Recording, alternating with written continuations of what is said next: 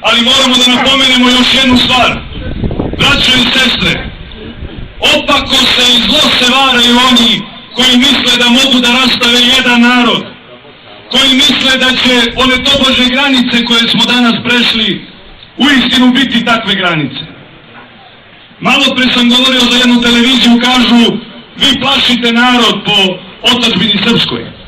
Ko je to od straha Ravnogoraca nastradao? Ko je to od naše šetnje, od naše kokarde, od našeg barjaka, od našeg uzvika, od našeg poštovanja lika i dela generala Mihajlovića nastradao? Niko, braćo i sestre, dok svetinja nije bila napadnuta. A ti koji tako pričaju i kleveću o našoj ideji i o našem pokretu, moraju da znaju još neke stvari.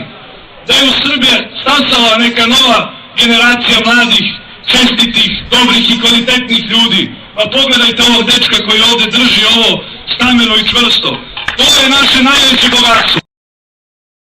A do tada, braćo i sestre, ima još valjanih i čestitih, mladih i starih i nešto starih Ravnogoraca koji pozdrave iz Matice mogu da prenesu našem napaćenom i namučenom narodu u otadžbini srpskoj.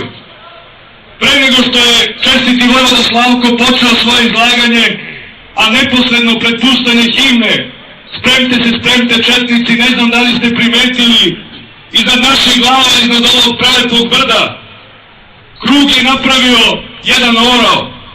Da li je to slučajno ili nije, ja u slučajnosti ne verujem, tako da možemo zasigurno da utvrdimo da se blagost Duha Svetoga i blagost našeg besmrtnog generala Mihajlovića danas pustio ovde.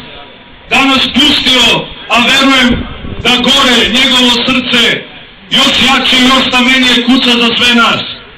Kad nas pogleda u kolikom smo broju došli o svom rugu i krugu da odamo počast besmrtnom generalu Mihajloviću i da odamo počast svim herojima koji su ratovali i krvarili za stvaranje naše mile i drage otadžbine srpske.